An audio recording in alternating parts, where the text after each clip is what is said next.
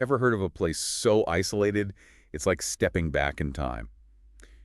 Untouched tribes, zero contact with the outside world, that whole lost world thing. Yeah, it's a concept that really captures the imagination. Well, that's where our deep dive takes us today, the story of John Chau and the Sentinelese people. A story that forces us to confront some uncomfortable truths Mm. about, I guess, about our desire to connect with the unknown and the consequences, the potential consequences of those desires. John Chau was this young American missionary, and he was drawn to the Sentinelese, probably one of the most isolated tribes on Earth. They live on North Sentinel Island, which is part of the Andaman Islands in the Bay of Bengal. Seriously remote, right? Yeah.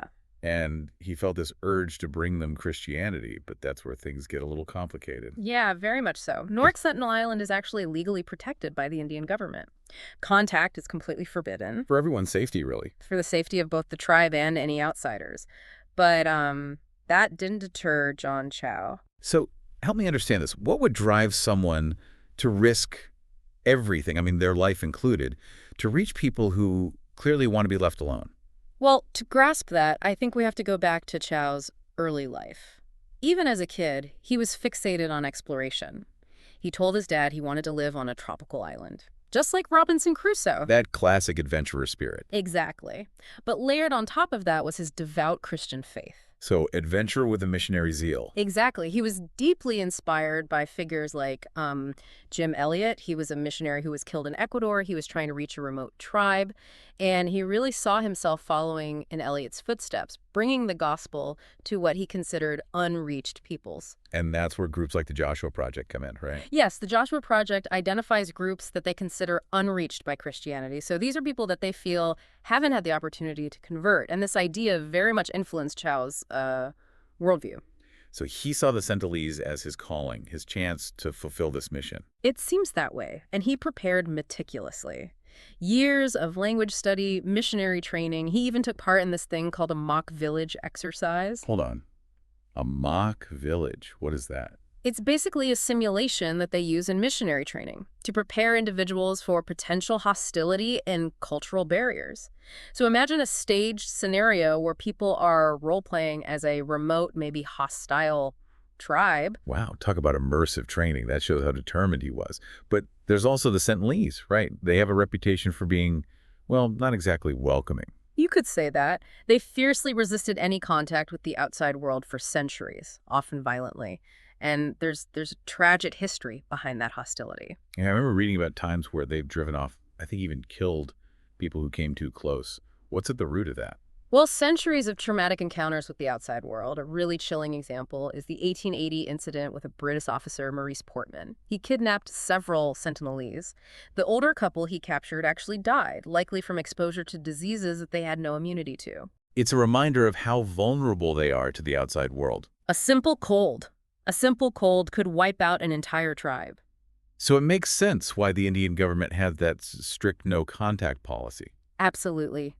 It's not just about protecting outsiders from the Sentinelese, but protecting the Sentinelese from us.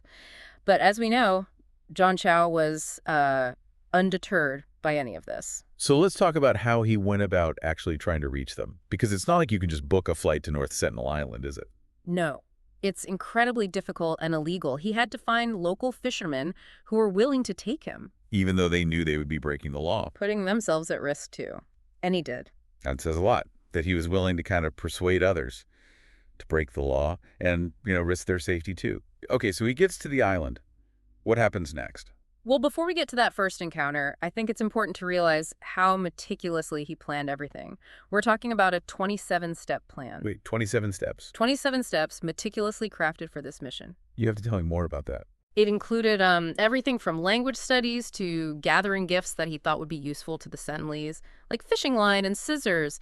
He even documented having a vision right before landing. Further fueling his belief that this was, his destiny. Yeah. Wow, 27 steps. That's some serious dedication. Like he thought he could control this whole situation. Yeah, and that might have been part of the problem. Because when he finally set foot on North Sentinel Island, things didn't exactly go to plan. All right, so let's dive into those encounters then. What happened when John Chau, this driven young missionary, finally came face to face with the Sentinelese? This tribe, known for their hostility to outsiders. Okay, so picture this. November 14th, 2018. Under the cover of darkness, John Chau and the fishermen approach this forbidden island. What was that first attempt at contact like? Well, it was met with immediate hostility. The Sentinelese, they shouted at him, and when he tried to communicate, to tell them about Jesus, they shot an arrow right through his Bible. Whoa, talk about a clear message. You'd think that would have made him turn back. You would think, but he actually tried again the next day. It's almost as though his determination just outweighed any fear or any respect for their boundaries, really. What happened during the second attempt? Did anything change? There was a brief interaction that seemed, maybe on the surface, a bit more positive. They even laughed at his attempts to mimic their words, but then a young boy shot another arrow, hitting his Bible again. It's like they were saying, we don't understand you, we don't want your gifts, and we definitely don't want your religion. It's hard to know for sure, of course, what was going through their minds, but fear, confusion, anger at this stranger intruding on their world were likely all part of it. So 2 attempts, 2 clear rejections. Did he give up then? Not at all. Yeah. During that second encounter, he actually lost his kayak and had to swim back to the fishing boat, shaken, clearly in emotional turmoil. But still, he decided to try again the next morning, a decision that would tragically cost him his life. It's almost as if he felt this overwhelming sense of purpose, Yeah. that he couldn't be deterred, no matter the danger. It speaks to the power of belief, that conviction that he was doing the right thing, even at great personal risk. On November 17th, he wrote one last journal entry and letters to his family. Then, in a move that's both symbolic and unsettling, he stripped down to his underwear and swam toward the island alone. Stripped to his underwear. Why would he do that? It's been speculated that he thought it might make him appear less threatening, although we can't know for sure. But that image of him swimming towards the shore, knowing the risks, it's haunting. This unwavering commitment, even if it was tragically misguided. And the fishermen who took him there, were they still watching at this point? They were. They observed from a distance, and they later reported seeing the Sentinelese dragging Chau's body on the beach and burying it.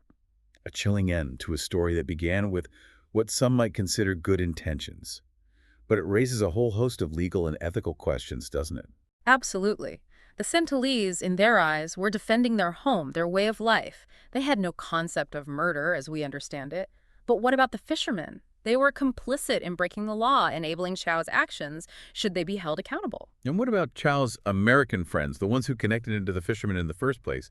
I mean, where does responsibility lie in a situation like this? It's like this moral maze with no easy answers. It's a complex situation, made even more so by the fact that the Sentinelese can't speak for themselves. In the legal sense, we can't ask them what happened or how they perceived the situation. The case, as you know, it became international news, sparked this huge debate about religious zeal, cultural respect, and the consequences of contact with isolated tribes. Some praised Chau's commitment to his faith, while others condemned his actions as reckless, disrespectful, even colonial in nature. A reminder that good intentions don't always equal good outcomes, and that our actions, even those we believe are righteous, can have unintended, sometimes tragic consequences, especially when we fail to truly understand and respect the boundaries of others. Chau's family, while grieving his loss, have publicly forgiven the Sentinelese, saying he went to the island out of love and a desire to share his faith. His father actually went so far as to criticize what he called extreme Christianity, suggesting that certain interpretations of faith can lead to dangerous actions. A reminder that even within a single religion, there can be a wide range of beliefs and interpretations. Absolutely. And Chau's final letter to his family is both heartbreaking and revealing. He writes about seeing the Sentinelese around the throne of God worshiping in their own language, really highlighting this potential for blind faith to override reason and respect for different cultures. So where does this leave us? What can we learn from this tragic story, this clash of cultures and convictions with such devastating consequences? It's like they say, the road to hell is paved with good intentions. And John Chau's story is really a reminder that even the most well-meaning actions can have devastating consequences, especially when we fail to think about, the impact on others. It really makes you think about our fascination with the unknown, the lost.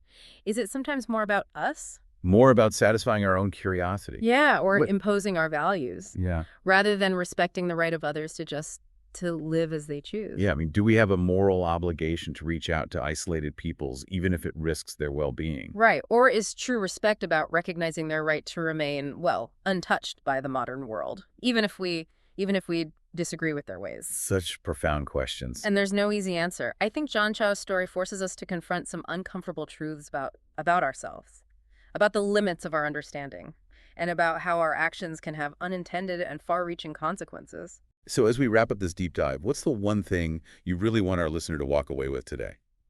I think it's the importance of informed empathy. Before we rush to judge or act, we need to try to understand the perspectives of others, even those who are vastly different from our own. Recognize that respecting boundaries, even when we don't fully understand them, is crucial, for peaceful coexistence in a world of diverse cultures. It's a powerful message. John Chau's story, as tragic as it is, serves as a cautionary tale, urging us to be more mindful, more respectful, more Mhm. human, really, in our interactions with each other and the world around us. Well said. And perhaps that's the most fitting legacy we can hope for from this story, a legacy of deeper understanding, greater empathy, and a renewed commitment to respecting that delicate balance between our own desires, and the right of others to live their lives undisturbed. And to our listener out there, we leave you with this. What does John Chau's story make you think about your own beliefs and how they influence your interactions with the world? It's a question worth thinking about as we navigate this complex and incredibly diverse planet. Thanks for joining us on this deep dive.